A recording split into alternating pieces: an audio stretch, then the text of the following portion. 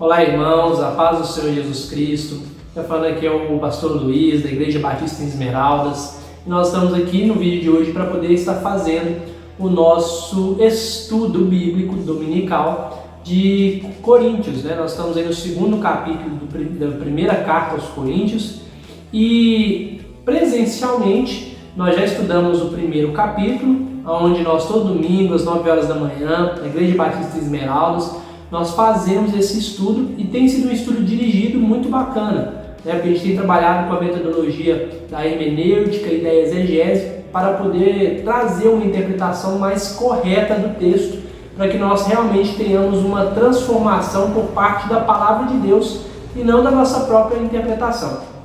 Irmãos, prestem atenção, são 30%. Estudos indicam que são 30% de pessoas no Brasil que são analfabetas funcionais. O que quer dizer isso? São pessoas que até sabem ler, porém não sabem interpretar um texto. A cada 10 pessoas no Brasil, 3 pessoas não sabem interpretar um texto. E aí imagine a tragédia que causa o fato de nós trazermos essa realidade cultural para a nossa realidade cristã, tendo em vista que nossa crença se baseia nas escrituras sagradas, em um texto lido. Então, se alguém interpreta de maneira incorreta isso aqui, acaba gerando heresias, blasfêmias, doutrinas falsas que não são provenientes da palavra, mas provenientes do falso entendimento, do erro de seres humanos, que são falíveis. E é nisso, essa tragédia, que surge aí doutrinas incoerentes com a palavra, novas seitas e religiões de frutos de divisão, de entendimento, de interpretação bíblica. Então, essa dedicação que temos tido ao estudo da palavra é exatamente para nós não sermos melhores do que ninguém, mas sermos pessoas que realmente praticam a verdade, praticam a palavra de Deus da maneira correta, interpretam o texto da maneira correta, usando as ferramentas corretas. E as ferramentas que nós utilizamos para isso, como eu disse, é a hermenêutica e a exegese. Na prática, né, para não ficar citando esses nomes esquisitos aqui, nós, por exemplo, lemos o texto em várias traduções, nós também meditamos elaborando perguntas sobre o texto, nós também consultamos comentários, nós também consultamos a própria Bíblia em outras passagens que apontam para a interpretação daquela passagem que nós estamos estudando naquele momento. Enfim, então fazemos também a consulta de palavras-chave, de palavras no original, que é o hebraico e o grego, no caso Coríntios vai ser do grego, né? Para poder ter um entendimento melhor da palavra. Então o estudo ele é trabalhoso, mas como a própria Bíblia diz, a quem ensina que haja dedicação. Então a gente precisa dedicar, mas é nessa dedicação que nós extrairemos da Bíblia a interpretação correta do texto e obviamente isso vai refletir na prática correta da palavra de Deus, do texto de Deus. Então nós temos que ter realmente esse cuidado e é através desse estudo que nós estamos fazendo isso na nossa igreja, ok? Hoje nós iremos estudar o capítulo 2 de 1 Coríntios. Eu dividi o estudo aqui em algumas partes. Primeiramente nós iremos ler o capítulo inteiro. Nós vamos ler na versão transformadora, a NVT, que é uma versão atualizada da NVI, mas muito provavelmente a sua Bíblia que você vai me acompanhar é da ARA ou da ARC, né, que são as traduções da Almeida Revista e Corrigida e da Almeida Revista Atualizada, que são traduções da Bíblia mais voltadas à literalidade do texto. E é até interessante isso, porque nós vamos, a partir dessas diversas traduções, identificar algumas nuances interessantes para uma interpretação mais coerente do texto, ok? Depois, antes de ler o texto, na verdade, eu vou fazer 3 perguntas aqui que eu responderei ao fim da aula, mas eu peço a você que possa pausar realmente a nossa aula e tentar responder por conta própria o texto, as perguntas que eu vou fazer, na verdade. Essa didática é importante porque nós estamos fazendo um estudo, então é interessante você dar um pause depois que eu fizer as perguntas para tentar respondê-las e ao final comparar com as respostas que eu vou dar aqui. Para, caso você tenha acertado, você identifique que você está indo numa linha correta, coerente da interpretação bíblica. Caso você dê uma resposta diferente daquilo que está sendo perguntado aqui, não tem problema, né? Um erro interpretativo pode acontecer e é interessante que é a partir disso então que você vai poder lapidar a sua tradução, a sua interpretação do texto, beleza? Então eu vou fazer 3 perguntas, depois eu vou ler o texto, depois eu vou trazer uma introdução à razão do tema da carta, né? Ou seja, o autor ali, que é o apóstolo Paulo, escreveu motivado por algo. Que algo é esse? Então, qual é a razão de ele ter escrito esse capítulo 2 de 1 Coríntios? Então, nós vamos tratar isso também. O tema principal do texto, então leia aí o capítulo 2 de Coríntios e resume em uma frase o que você identifica como o tema dessa carta. Então, nós vamos fazer isso aqui também. Depois, nós vamos trazer também provas dessa afirmação, né, da afirmação da frase que é o tema do texto. Então, vamos trazer provas para confirmar essa frase, esse tema da carta, desse capítulo. E também traremos também ao nosso estudo aqui um pouco da parte doutrinária e da aplicação prática, porque não adianta também a gente estudar tudo aqui e não sabermos como aplicar isso no nosso dia a dia. Então, nós vamos trazer algumas coisas também. E também faremos alguns comentários do texto que a gente vai ler no decorrer da aula para a gente poder ter um entendimento melhor de toda essa passagem que nós vamos estudar. Amém? Então, antes de mais nada, vamos orar, vamos pedir a Deus aí direcionamento no nosso estudo para que a gente possa realmente conseguir ter do Espírito Santo a iluminação clara daquilo que Ele quer que a gente entenda no texto para nós, para os dias de hoje. Amém? Senhor Deus, nosso Pai, nós te agradecemos por esse momento de estudo, te agradecemos pela sua palavra e te pedimos, Senhor, que o Senhor possa nos iluminar com o teu Espírito Santo, para que nós tenhamos a interpretação coerente do texto, para que nós não venhamos fugir do texto guiado pela nossa vaidade, pelo nosso ego, pela nossa própria compreensão limitada, mas que tudo venha do teu Espírito Santo, o entendimento da tua carta venha do Espírito Santo. Então ilumine a mente minha e de todos os que estão vendo, ouvindo esse vídeo, para que o Senhor possa, ó Deus, realmente fazer com que a gente viva a sua palavra e não uma interpretação errônea dela. Em nome de Jesus, Pai. Direcione todo esse estudo do início ao fim. É o que nós te pedimos em nome de Jesus. Amém. Amém? Vamos lá então. Primeiro deixa eu fazer as perguntas, né? Que você vai tentar respondê-las aí. Que é a seguinte. No versículo 9 desse segundo capítulo da primeira carta aos Coríntios, se tem um versículo muito conhecido, né? Que é aquele versículo que diz que nenhum olho viu, nenhum ouvido ouviu e nem subiu ao coração do homem aquilo que Deus tem preparado para aqueles que o amam. Aqui eu tenho 2 alternativas que eu gostaria de fazer a pergunta, que é a seguinte: qual das interpretações abaixo dessas 2 alternativas é a mais coerente com o texto do verso 9? Alternativa A: as coisas preparadas para nós no céu são incomparáveis. Essa seria a melhor interpretação desse texto. Ou alternativa B: ver, ouvir e sentir pelo Espírito é incomparável. Ok? Então a primeira pergunta é saber qual dessas 2 alternativas é a interpretação mais coerente do texto do versículo 9. As coisas preparadas para nós no céu são incomparáveis, ou alternativa B: ver, ouvir e sentir pelo Espírito é incomparável. Ok, segunda pergunta é a seguinte: no verso 15, o texto quer dizer que só quem é cheio do Espírito Santo é que pode julgar, e também quer dizer que não pode ser julgado por ninguém? Então, o verso 15 está nos ensinando que alguém que é cheio do Espírito Santo, só ele é habilitado para julgar e ninguém pode julgá-lo? Essa é a segunda pergunta. É isso que o texto do versículo 15 quer dizer? E a terceira e última pergunta é, voltando ao versículo 9, Paulo ele faz uma citação do Antigo Testamento. Porque essa passagem de nenhum olho viu, nenhum ouvido ouviu e nenhum coração sentiu, isso é uma passagem de Isaías capítulo 64, versículo 4. Tendo em vista isso, a pergunta é, lá em Isaías 64, 4, diz no final do texto, aqueles que nele esperam, enquanto o Paulo faz uma citação dizendo aqueles que o amam.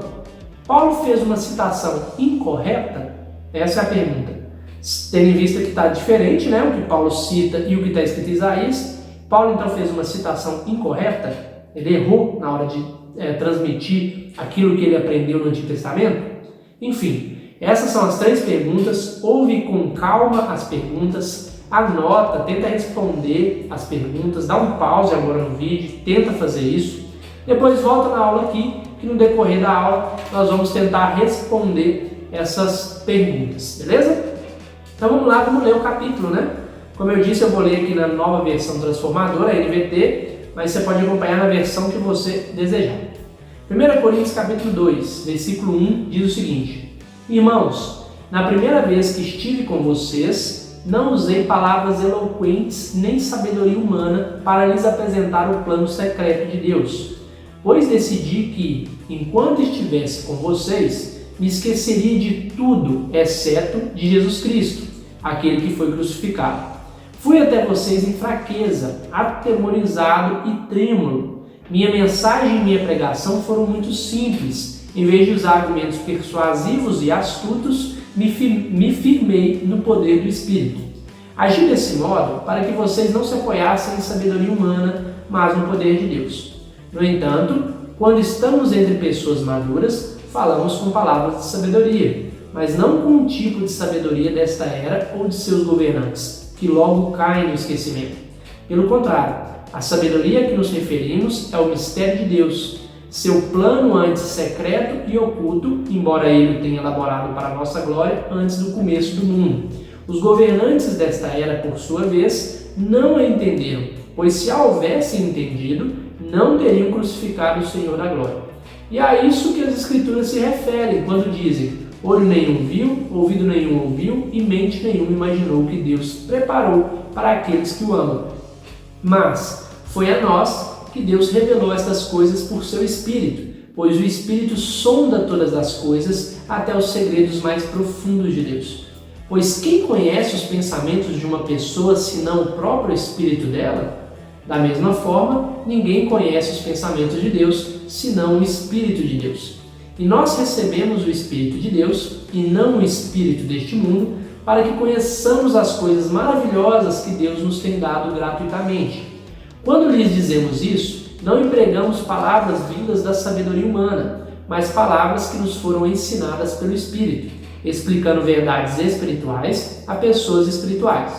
Mas o homem natural não aceita as verdades do Espírito de Deus. Elas lhe parecem loucura e ele não consegue entendê-las, pois apenas quem é espiritual consegue avaliar corretamente o que diz o Espírito. Quem é espiritual pode avaliar todas as coisas, mas ele próprio não pode ser avaliado pelos outros. Pois quem conhece os pensamentos do Senhor? Quem sabe o suficiente para instruí-lo? Mas nós temos a mente de Cristo. Amém? Então esse é o texto que nós temos aqui de 1 Coríntios capítulo 2, e vamos aqui por partes. Primeiramente, vamos tentar entender aqui a introdução, a razão de Paulo estar escrevendo essa carta. Tenha em vista que uma das regras da interpretação bíblica, e para falar a verdade, é uma regra da interpretação de qualquer livro, é que você leia o livro todo, né? Você pegar partes, trechos de um livro e tentar deduzi-lo como um todo sem conhecer o todo é um erro grosso, né? Algo grotesco. E aqui também vale para o texto bíblico, obviamente, a mesma regra. Nós, para entendermos um texto, precisamos ter uma visão do todo.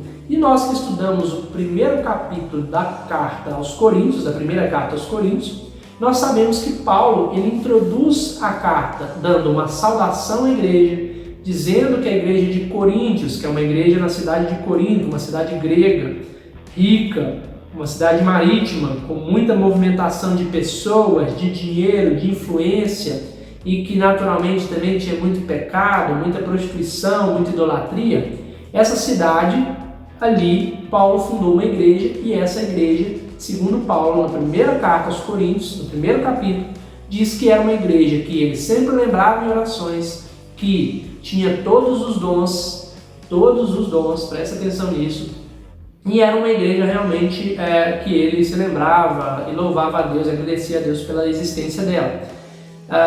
Paulo também no primeiro capítulo cita Jesus de maneira bem enfática, né? Fala de Jesus, só nos 10 primeiros versículos ele cita Jesus Cristo 10 vezes, e só que Paulo inicia-se, depois dessa saudação e dessa introdução, ele começa a falar com os crentes da igreja ali, que eles estavam entrando em discussões carnais, em discussões infantis, porque as pessoas da família de Cloé contaram para Paulo que estava havendo uma discussão sobre quem era batizado de quem. Existiam pessoas lá que estavam discutindo sobre quem era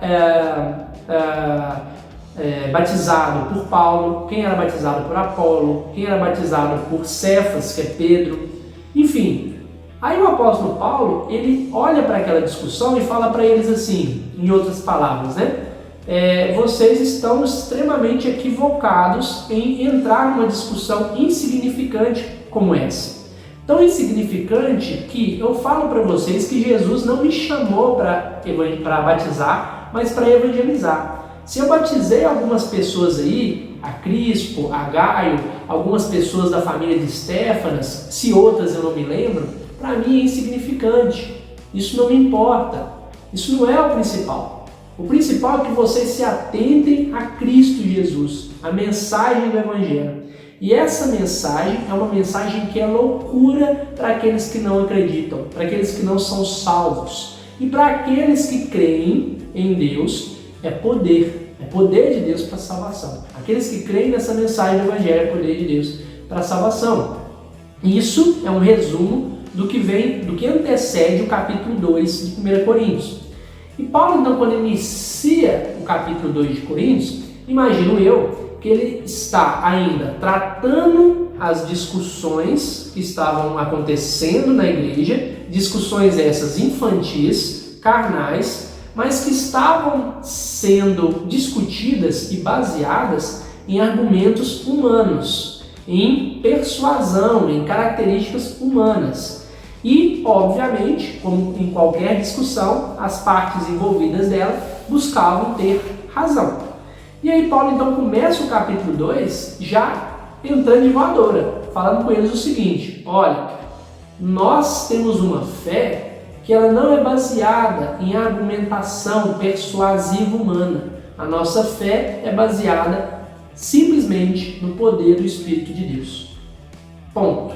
Nós temos aqui então a introdução da carta e temos também o tema principal do texto, que é exatamente esse. A nossa fé se baseia no poder do Espírito de Deus e não em palavras persuasivas humanas. Luiz, de onde você tirou isso? Para a gente não interpretar incorretamente o texto. Vamos começar aqui com 4 argumentos para nós entendermos que esse é o tema desse capítulo. A começar pelo versículo 8. O versículo 8 diz: os governantes dessa era, por sua vez, não a entenderam, pois se houvessem entendido, não teriam crucificado o Senhor da glória. O primeiro argumento de Paulo é que, se caso o conhecimento, a fé que nós temos em Deus, ela fosse baseada em palavras persuasivas, era de se pensar que os governantes, pessoas inteligentes, sábias da nossa era, do nosso tempo, não crucificassem Jesus. Você e eu, se nós tivéssemos a plena consciência do que Deus é, do que Cristo é, eu e você crucificaríamos Jesus? Claro, ignorando aqui a razão, a motivação do porquê Jesus fez o que fez. Mas simplesmente por conhecê-lo, sem entender o fator da redenção, né? Você crucificaria Jesus?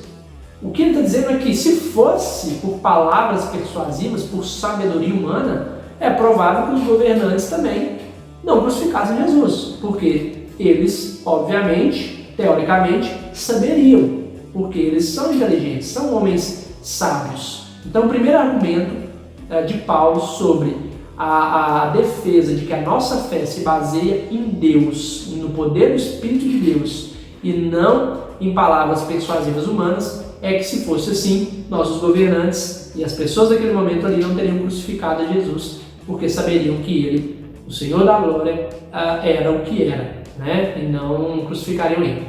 O segundo argumento está no verso 11. No versículo 11 ele diz o seguinte: pois quem conhece os pensamentos de uma pessoa, senão o próprio espírito dela?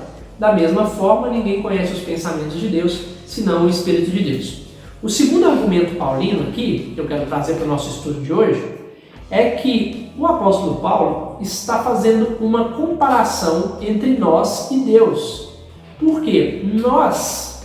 Quem de nós conhece melhor nós mesmos? O nosso espírito. Você pode ter um relacionamento íntimo com uma pessoa, um amigo, um familiar, um cônjuge, pode viver anos com aquela pessoa, a tal ponto daquela pessoa te interpretar apenas com um olhar.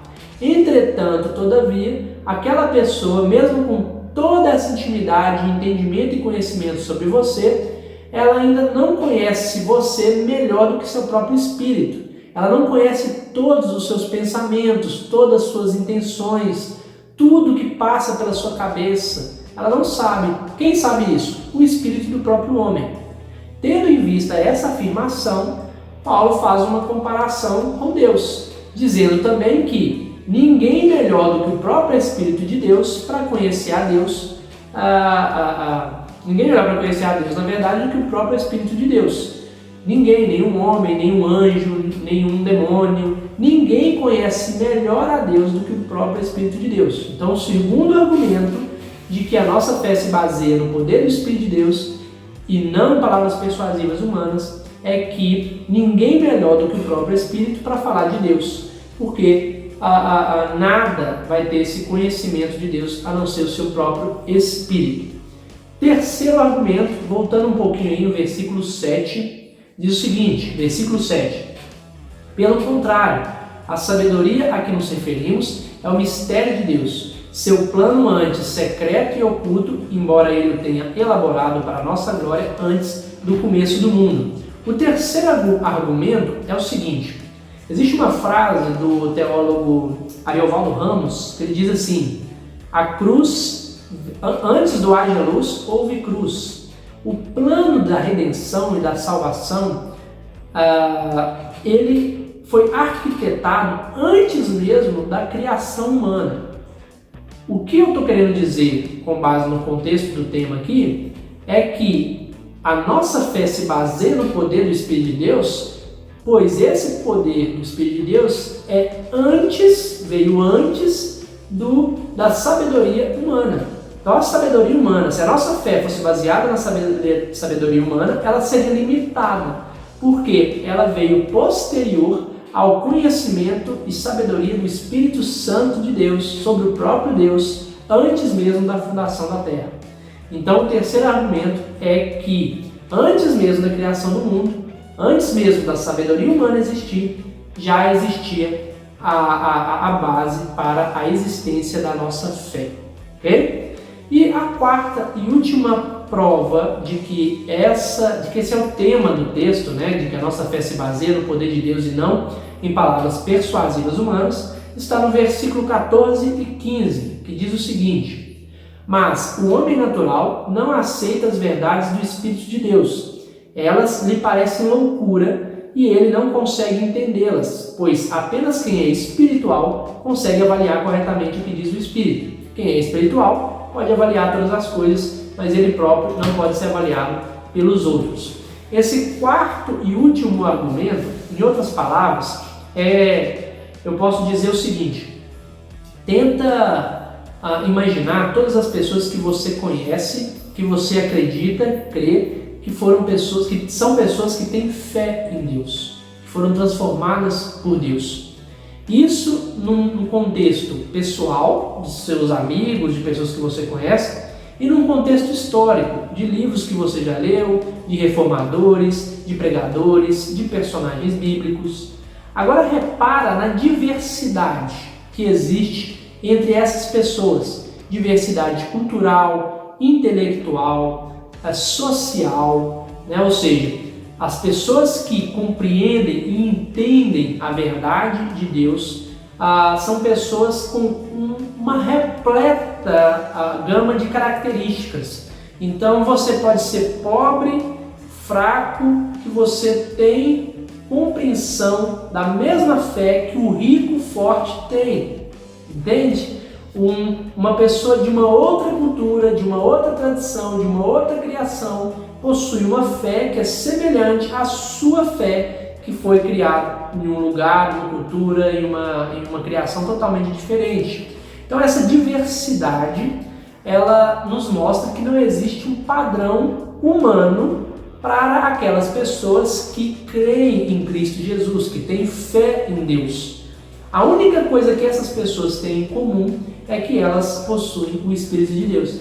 Elas são pessoas espirituais e somente elas, espirituais, podem reconhecer e deduzir as coisas espirituais. Quem é carnal, quem não é espiritual, não consegue compreender o que é espiritual. Então, a quarta prova de que a nossa fé se baseia no poder do Espírito Santo de Deus é que, se fosse por sabedoria humana, nós encontraríamos um padrão, o que não existe. Existe uma diversidade de pessoas que são convertidas, mas que têm um ponto em comum. Elas são cheias do Espírito Santo de Deus e compartilham de uma mesma fé, ok? E aqui, é claro, não estou dizendo a mesma doutrina totalmente especificada, nada disso. Estou dizendo apenas que é a mesma fé em Cristo Jesus, das pessoas que creem em Deus, né, verdadeiramente, a partir da palavra dele. Bom, tendo em vista todos esses 4 argumentos aqui, eu reafirmo que o tema, resumidamente, do capítulo 2 é exatamente que a nossa fé se baseia no poder de Deus e não em palavras humanas, palavras persuasivas humanas. Doutrina e aplicação prática. O que a gente pode extrair desse entendimento do texto para os nossos dias de hoje? Há mais coisas, mas eu separei 3 aqui mais claras com relação ao texto. A começar pelo próprio tema de que a nossa fé se baseia no poder do Espírito Santo de Deus e não em palavras persuasivas humanas. Então é importante que você imagine essa afirmação e pense nisso que Paulo está dizendo, porque pode ser que às vezes a gente, quando vai anunciar o Evangelho, tem às vezes um certo medo, um certo anseio, uma certa timidez, achando que a pessoa não possui, que você não possui uma capacidade persuasiva, uma capacidade comunicativa, para poder se expressar a ponto de uma outra pessoa se converter, aceitar a Cristo Jesus. Mas acontece que o que esse texto está nos ensinando é que a nossa fé, ela se baseia no poder do Espírito Santo de Deus. O que você precisa fazer é abrir a sua boca. Se será uma comunicação assertiva, toda equilibrada, toda rica em vocabulário, isso aí pouco importa, tendo em vista que a fé ela vai nascer no coração daquela pessoa a partir de uma ação exclusiva do Espírito Santo de Deus. Então é isso que a gente consegue extrair desse texto, uma das coisas, né? Então não tenha timidez, não se retraia. É claro que uma palavra bem comunicada, né? É claro que uma persuasão, um texto persuasivo, ele ilumina a nossa mente. Paulo era um homem extremamente persuasivo, inteligente, sabia se comunicar, sabia escrever. Entretanto, ele não depositava nisso a sua confiança sobre a fé das outras pessoas e da sua própria. Ele pegava todo esse conhecimento, todo esse entendimento e reputava isso como esterco comparado àquilo que vem de Cristo, aquilo que vem do poder do Espírito Santo de Deus. Então tenha fé nisso. A Bíblia fala que é o Espírito que convence do pecado, da justiça e do juízo. A Bíblia fala que é através do Espírito que nós adquirimos ousadia na pregação. Então, uma coisa prática sobre esse texto é que eu e você temos que ter a consciência de que ao anunciar o Evangelho, a fé que surgirá no coração daquele ouvinte virá exclusivamente do poder do Espírito Santo de Deus e não da nossa capacidade intelectual, comunicativa, expressiva, persuasiva, enfim, ok? Isso são apenas ferramentas que o Espírito Santo pode usar ou não. Mas às vezes um gesto, um ato, apenas abra a boca, apenas fale, o Espírito Santo vai te usar. A segunda coisa é que o nosso entendimento das coisas se baseia no Espírito Santo de Deus. Lembra aqui o que eu citei na introdução do estudo? Sobre o que aconteceu, qual a razão para que Paulo estivesse escrevendo aquilo? Eu relatei aqui o que estava acontecendo no primeiro capítulo. Estava havendo uma discussão, estava havendo uma dissensão ali sobre quem era batizado por quem, enfim, uma discussão infantil até. Só que era bem provável que numa cidade onde tinha todas as características que eu citei, e ali foi fundada uma igreja, onde tinha essa diversidade de pessoas gregas, pessoas que eram do judaísmo, pessoas de fora, por ser uma cidade comercial, marítima, tinha muita gente ali aleatória, enfim, aquela diversidade toda, cada um tentando basear o seu entendimento das coisas a partir da sua experiência, do seu histórico, da sua vida pessoal, da sua sabedoria humana. O que o texto e Paulo está nos ensinando é que quando nós entrarmos em uma discussão sobre algo, que todo o nosso entendimento sobre aquele algo se baseie no Espírito Santo de Deus. Que nós tenhamos o Espírito Santo de Deus como um guia. Romanos 8,14 diz que aqueles que são filhos de Deus são aqueles que são guiados pelo Espírito Santo de Deus. Então nós não devemos, como filhos de Deus, sermos guiados por qualquer outra coisa. Temos que ter como guia o Espírito Santo de Deus. E é necessário confiar muito nisso. É necessário clamar a Deus por essa experiência com o Espírito Santo, por essa intimidade com o Espírito Santo. Em Coríntios, a gente vai ver mais na frente, que Paulo ele faz uma pergunta onde ele nos pergunta o seguinte: por acaso vocês não sabem que vós sois templo do Espírito Santo de Deus e que ele habita em vós? O Espírito Santo de Deus habita em nós. A Bíblia nos ensina que a partir do momento que nós nos convertemos ao Senhor Jesus Cristo, nós somos uma nova criatura, e uma nova criatura regenerada pelo Espírito Santo de Deus. É necessário buscar o entendimento de todas as coisas pelo Espírito Santo de Deus. Então, quando você entra numa discussão, o que serve como base para você tomar suas decisões? É o seu conhecimento intelectual? É a sua experiência emocional? O que faz você tomar as decisões que você toma? As escolhas que você faz são baseadas no quê? A Bíblia nos ensina que precisa ser através do Espírito Santo de Deus. Para concluir essa aplicação prática, eu digo que relembro uma passagem onde Cristo diz o seguinte nos Evangelhos: que se ainda um pai mau sabe dar bons presentes aos seus filhos, quem dirá a Deus, que é um Pai bom, não dará o Espírito Santo para aqueles que o pedem. Então pede o Espírito Santo a Deus, pede para que Ele transborde o Espírito Santo sobre você, para que você possa realmente tomar decisões e escolhas assertivas. Quantas pessoas não sofrem por causa de escolhas feitas pela sua própria consciência humana, por às vezes uma implicação emocional, por uma limitação de entendimento? Baseia as suas escolhas no Espírito Santo. Terceira e última doutrina e aplicação prática aqui é sobre a escolha de líderes. Existem algumas igrejas que para tomar decisão sobre os seus pastores ou próprios líderes de ministérios, e eu acho que isso se expande até mesmo fora da igreja, tomam decisões baseadas em inúmeros critérios. Às vezes no próprio conhecimento teológico da pessoa, às vezes baseia isso na própria experiência, na quantidade de tempo que aquela pessoa tem de vida, se baseia no fato daquela pessoa ser casada ou não, se baseia, enfim, em uma série de coisas. E aqui eu nem entro num aspecto errado, corrupto da coisa não. Só nessas limitações aqui de entendimento humano.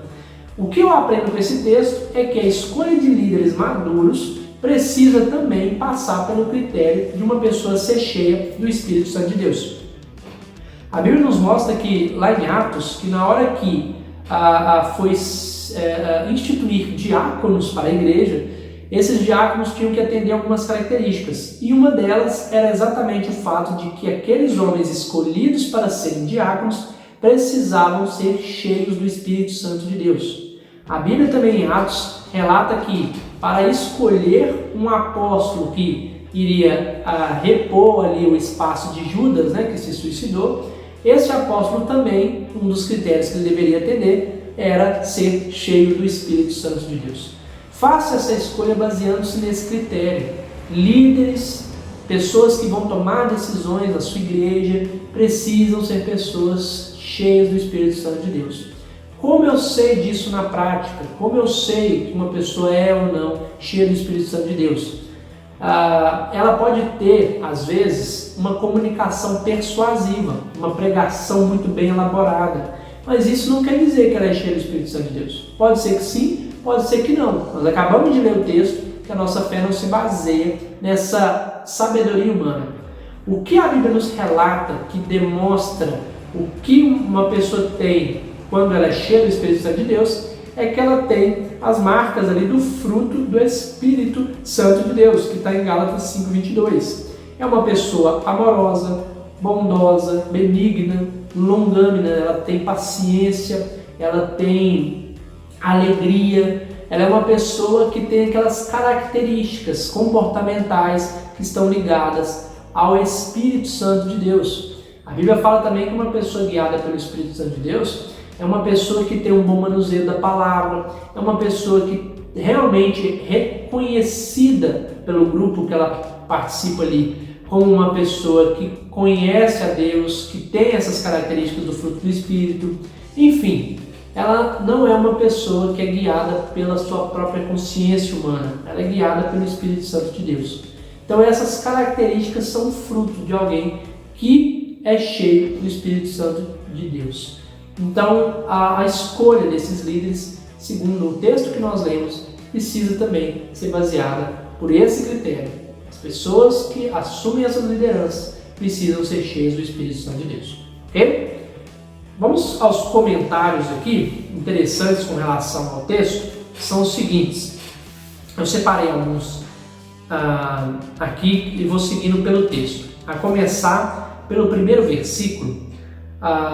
Quando Paulo começa a argumentar que a mensagem pregada, que a fé que ele e os outros crentes de Corinto precisavam ter, se baseia no poder do Espírito Santo de Deus e não no entendimento humano, alguém poderia falar o seguinte, poderia dizer que, na verdade, o apóstolo Paulo ele é um cara fraco de entendimento, ignorante, e por isso ele argumenta que o conhecimento de Deus não se baseia no conhecimento humano, porque ele é um ignorante. Então é mais fácil, ao invés de ele buscar conhecimento humano, ele falar que baseia-se em um outro conhecimento. Enfim, alguém pode dizer isso. Mas o comentário que eu gostaria de fazer é que o apóstolo Paulo, ele era um cara extremamente entendido, educado, inteligente. Ele foi um estudioso da escola de Gamaliel, que era uma escola muito importante da época, muito relevante na época, uma escola judaica, então ele tinha essa cultura judaica nele. Ele também conhecia a cultura grega, e nós sabemos disso porque ele, em alguns textos bíblicos, cita textos de Epimênides, Arato, Menandro, que são textos gregos daquela época, e ele as cita em alguns textos bíblicos, o que dá a entender que ele tem esse conhecimento helenístico também, esse conhecimento grego. E ele também era cidadão romano. Ele era um cara realmente multicultural, inteligentíssimo. Mas ele pega toda essa inteligência dele e, como eu disse, reputa aquilo, dá a importância àquilo como dá a importância ao esterco, comparando a sabedoria que vem de Deus, o entendimento que ele tem do plano, do projeto, dos mistérios de Cristo. Então, isso é uma lição para nós que às vezes fazemos isso, pegamos todo esse conhecimento espiritual e ignoramos o conhecimento humano, ignoramos o conhecimento técnico para justificar, e justificamos isso com o fato de que a sabedoria de Deus não vem de conhecimento humano. Mas mentira, a palavra diz que meu povo perece por falta de conhecimento. É importante buscar entendimento assim como Paulo buscou. O que não se pode fazer é basear a sua fé nisso, é deixar esse conhecimento ser seu guia e não o conhecimento a partir daquele conhecimento que vem do Espírito Santo de Deus. Outro comentário aqui com relação ao versículo 4, quando ele cita a palavra argumentos persuasivos, né, e astutos, eu gostaria de trazer aqui os irmãos para o estudo o conceito da palavra argumentação, que eu achei nos estudos aqui, que é um meio do homem de mover o seu próximo. Persuasão é o meio do homem de mover o seu próximo. Então é interessante ele usar a palavra persuasão no texto, porque ele está querendo dizer que esse mover do homem não se baseia na persuasão, mas na ação do Espírito Santo de Deus em nossa vida. Haja conforme o que o Espírito Santo quer para a sua vida, e não por causa da persuasão de homens, né, da sabedoria humana. Okay? No verso 7 também tem uma coisa interessante. No verso 7, existe uma parte do texto aí que ele fala assim: o mistério de Deus, seu plano antes secreto e oculto. O que ele está dizendo aqui é que Deus possuía ou ensina uma prática de ocultismo? Sim ou não? A resposta é, obviamente, não. Deus não tem prazer nenhum, nem interesse nenhum no ocultismo. Até porque se você ler Lucas 12:2, você vai ver que lá está escrito que tudo que está em oculto será revelado. Então não há o interesse de Deus no ocultismo. Mas então o que quer dizer esse texto aqui? Esse texto quer dizer o seguinte, e agora presta atenção no que eu vou te falar. Deus se revelou à humanidade de forma progressiva. E, na verdade, não só a humanidade de maneira coletiva, mas também de maneira individual. Essas duas formas, tanto coletiva quanto individual, Deus se revelou de maneira progressiva. O que quer dizer isso?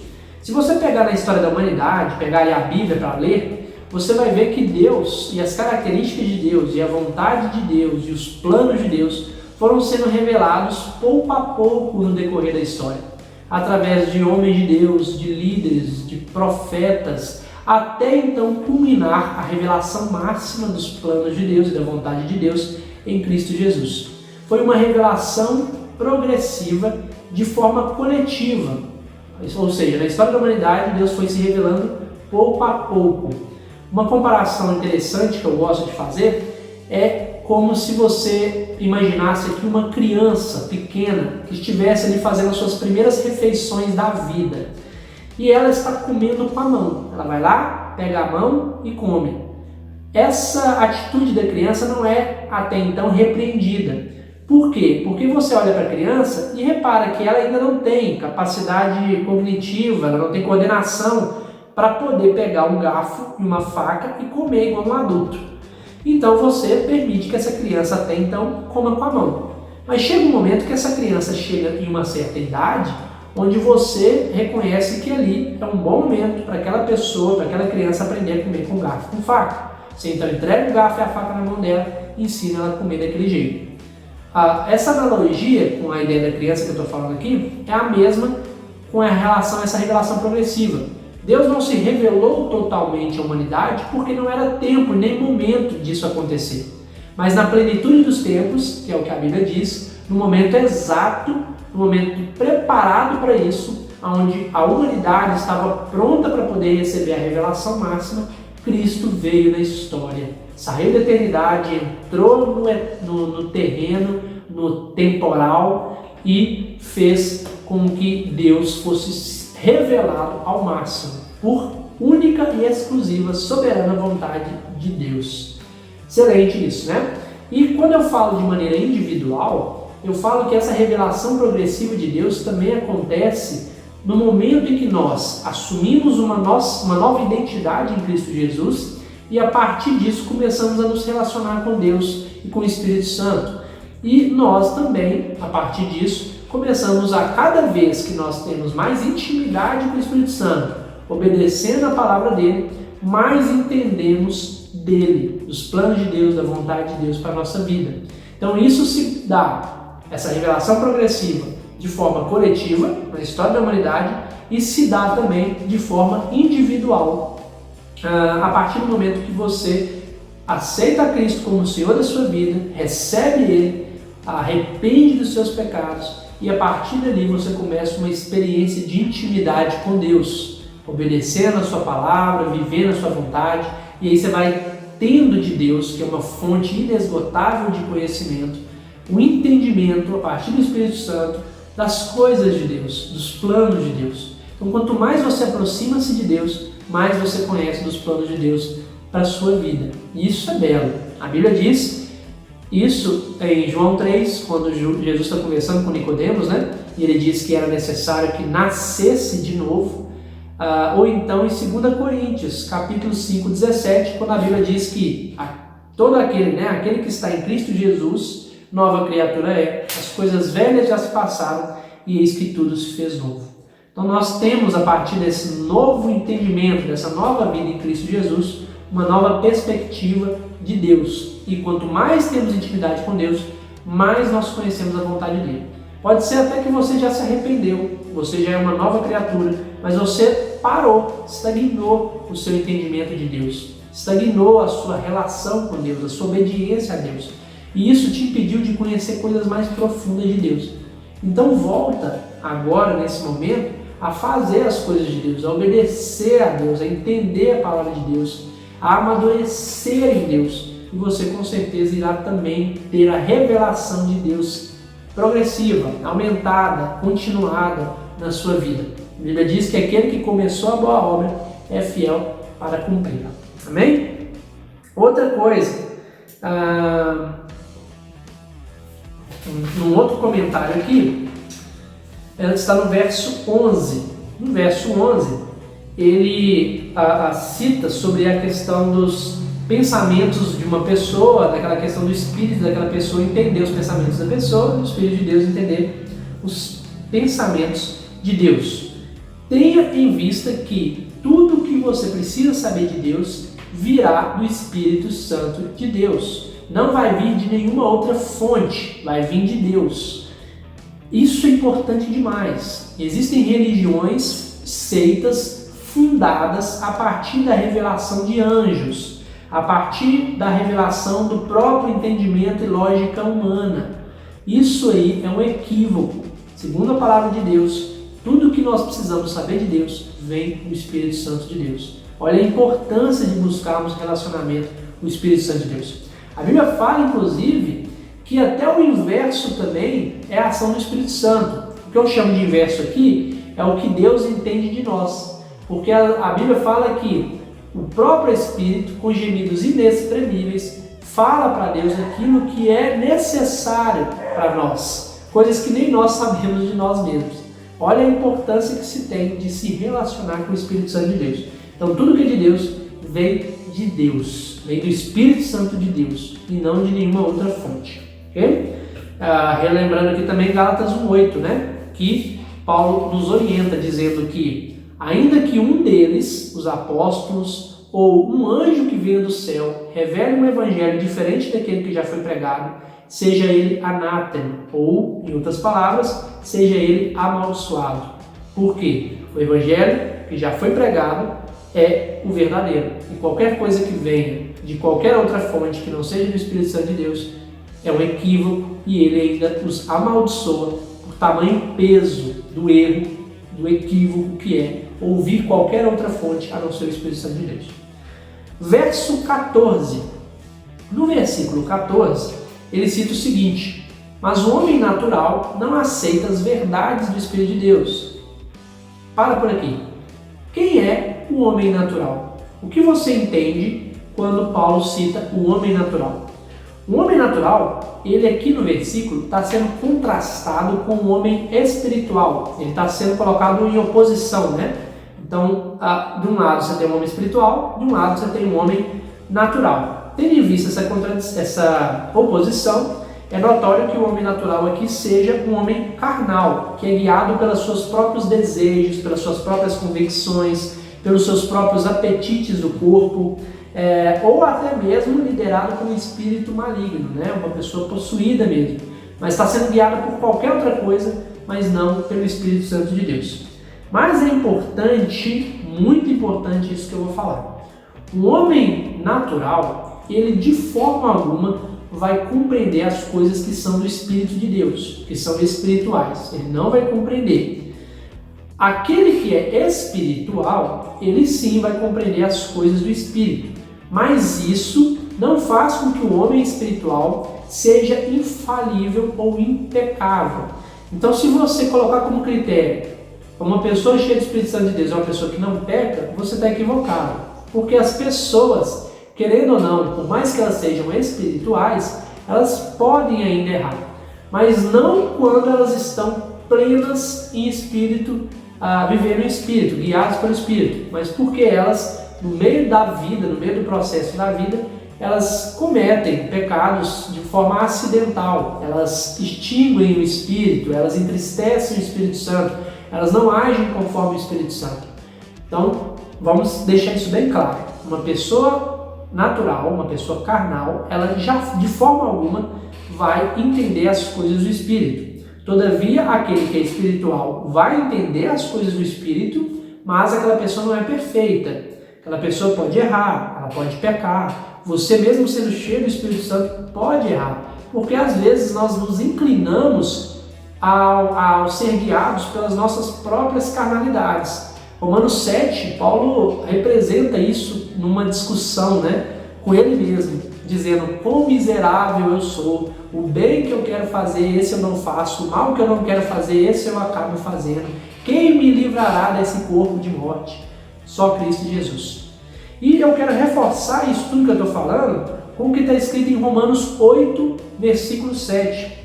Quando lá está escrito o seguinte: porquanto a inclinação da carne é inimizade contra Deus, pois não é sujeita à lei de Deus, nem é verdade o pode ser. Olha que interessante esse texto. Uma pessoa que é natural, homem carnal, ele não pode conhecer as coisas do Espírito Santo. Ele não só não se sujeita à lei de Deus, ele não só não obedece à lei de Deus, como ele também não pode, por si próprio, fazer isso. Você sabe o que eu entendo desse texto? Que a primeira ação da nossa salvação não parte de nós, parte de Deus. Parte da vontade soberana de Deus de querer se revelar a nós, de querer nos alcançar, de querer nos salvar por amor. Ele nos amou primeiro, Ele agiu primeiro, Ele se revelou primeiro. Enfim, a ação de Deus veio primeiro. E é por isso que eu e você, que somos guiados pelo Espírito Santo de Deus, temos que agradecer muito a Deus, porque não veio de nós, não foi a gente que um dia resolveu acreditar em Deus. Ele, primeiramente, agiu em prol de se revelar para nós. E aí, então, nós agimos depois, recebendo esse Deus em nossa vida. Então, não é uma ação, porque nós não poderíamos fazer isso como homens carnais. A Bíblia nos relata que nós não poderíamos fazer isso. Ele, então, que teve que fazer primeiro. Perfeito? Versículo 15, que é o versículo, inclusive, da pergunta, sobre se o homem espiritual é que julga as coisas. Essa pergunta, inclusive, pode ser respondida a partir da leitura de outras traduções. Por quê? Em algumas traduções, usa-se o termo julgar. Nessa que eu li, usa o termo avaliar. Mas existem outras que usam o termo compreender. Existem outras que usam o termo consciência, de conscientizar. Então você tem aqui uma série de palavras que tem outra tradução que usa o termo discernir. Então, enfim, você tem várias outras palavras aí que nos colocam num entendimento mais claro do texto. É o seguinte: o homem espiritual, ele julga, ele compreende as coisas espirituais. Porém, entretanto, todavia, como eu já disse anteriormente, ele é falível, ele pode pecar, mas ele compreende as coisas do Espírito. Agora, o carnal, ele não entende as coisas do Espírito. Ele ouve toda essa aula aqui e fica assim: esse menino é doido, é louco. Esse entendimento das Escrituras está torto. E Jesus muitas vezes dizia isso, que ele falava de um jeito onde alguns entendiam e outros não. Os que não entendiam eram os que estavam com a mente cauterizada, fechada, para não entender as coisas que Jesus falava, porque as coisas que Jesus falava eram coisas espirituais. E como homens carnais, eles não poderiam entender. E no Apocalipse, a gente ouve uma frase muito repetitiva lá, que é aquele que tem ouvidos, ouça o que o Espírito diz à igreja. Esse ouvido aqui representando aqueles que têm um ouvido espiritual, que têm um entendimento espiritual das Escrituras. Aquele que não tem relacionamento com o Espírito Santo não consegue entender as Escrituras. Mas um detalhe muito interessante que eu gostaria de fazer uma referência ao capítulo 3 e o versículo 34 de João, capítulo 3, versículo 34, que diz o seguinte: porque aquele que Deus enviou fala as palavras de Deus, pois não lhe dá Deus o Espírito por medida. Olha que interessante. Esse versículo está fazendo uma referência a Jesus Cristo. E aqui diz que Deus deu a Jesus o Espírito não por medida. Ou seja, apenas em Jesus realmente nós podemos confiar que ele não pecou. Porque ele foi guiado pelo Espírito Santo de Deus do início ao fim. Nós ainda somos espirituais, porém, entretanto, todavia, nós estamos nessa natureza carnal,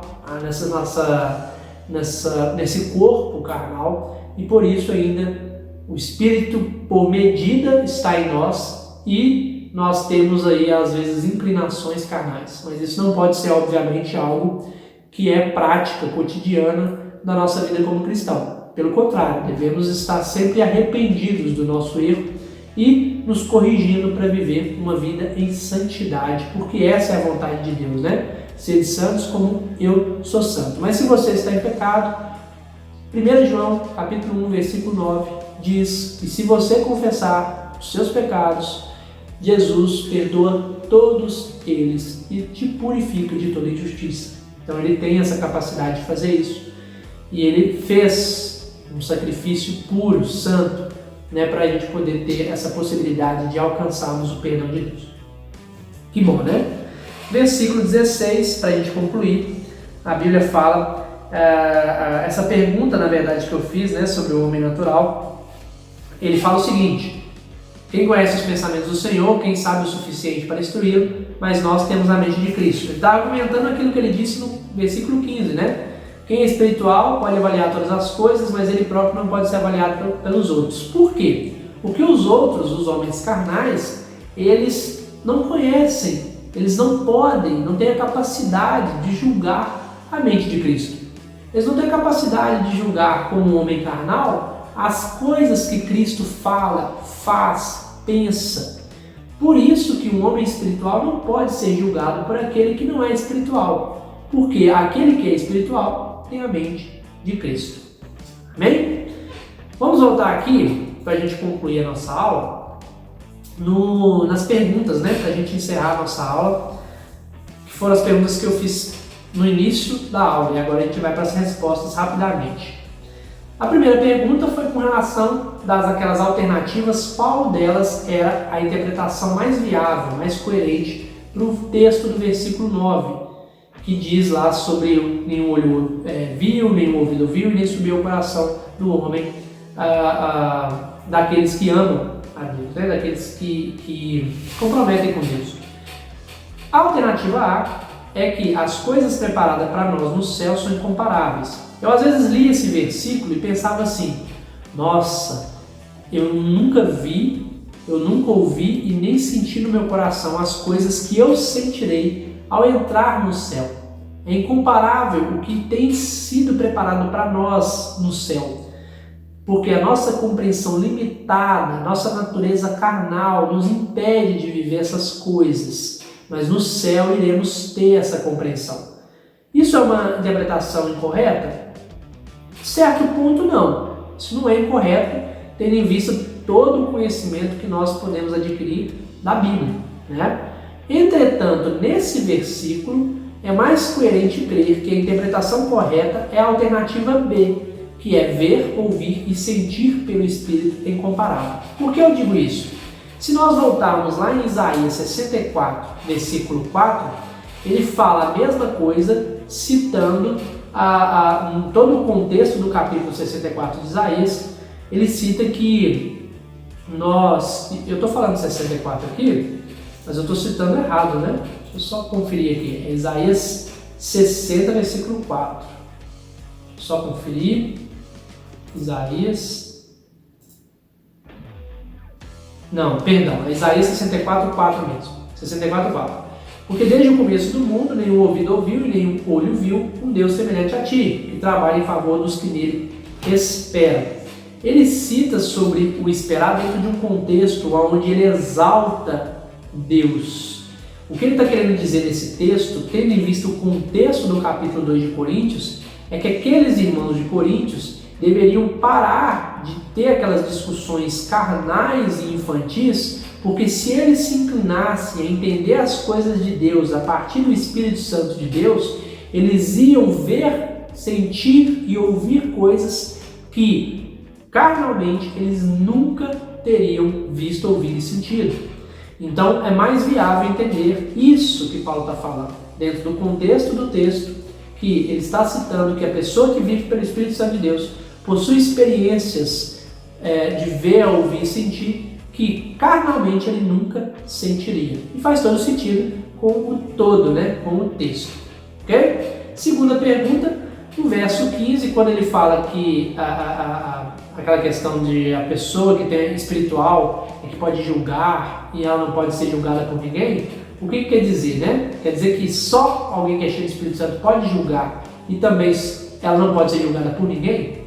A resposta é sim, mas cabe aqui uma explicação bem tranquila, bem calma com relação a isso. Creio que se você acompanha uma aula você já entendeu, mas para ser objetivo aqui na resposta da pergunta, é sim, porque, como a gente viu, o julgar aqui também pode ser traduzido pelo discernir, pelo perceber, pelo compreender, pelo avaliar.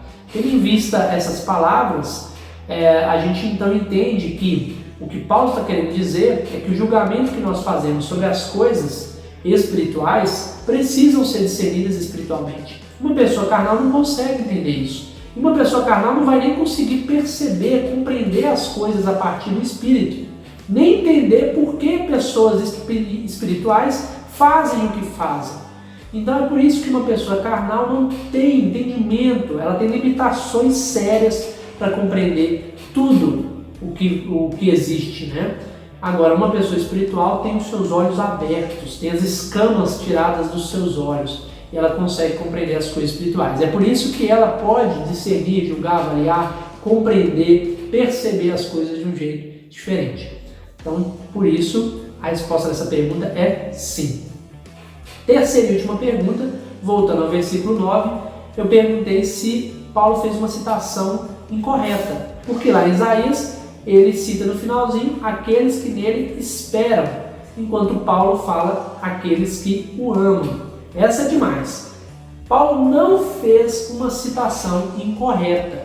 Ué, Luiz, mas está claro que ele citou uma coisa diferente do que Isaías. Sim, mas o que eles estavam falando, o tema ali era Jesus. E aí, quando Isaías fala de Jesus, Isaías fala num tempo antes de Cristo. Então é por isso que quando ele fala aquelas características ali, ele fala se referindo a algo ou alguém, no caso Cristo, que iria acontecer, que ele iria vir no espaço-tempo, Ele então falou para as pessoas que esperassem em Cristo, elas iriam ter experiências e ver coisas, sentir coisas e ouvir coisas que elas carnalmente nunca iriam experimentar. Agora, quando Paulo faz a referência ao texto, Paulo está no espaço-tempo pós-Cristo, ele está depois de Cristo. Então é claro que quando ele vai fazer a citação, ele já não fala mais para aqueles que esperam, porque o evento Cristo já aconteceu. Então ele cita aqueles que o amam, porque só o fato de Jesus ter acontecido na Terra não quer dizer que está todo mundo bem espiritualmente. É necessário amá-lo. E a Bíblia fala em João que aqueles que amam a Deus são aqueles que obedecem a Deus. Em outras palavras, obediência a Deus faz com que a gente então experimente coisas em Deus que nós nunca jamais experimentaríamos na desobediência, na carnalidade. Nós vamos ver coisas, ouvir coisas, sentir coisas só se estivermos em obediência a Deus. Excelente, Bom, respondido aí as perguntas, esse foi nosso estudo no capítulo 2 de Coríntios. Espero que você tenha entendido e aprendido da palavra. Coloque nos comentários aqui perguntas que você tiver, dúvidas que você tiver, acréscimos, comentários que você tiver. É sempre louvável isso. E a gente se vê aí no capítulo 3, onde a gente vai continuar esse estudo para a honra e glória de Deus. Amém? Fiquem com Deus. Até a próxima.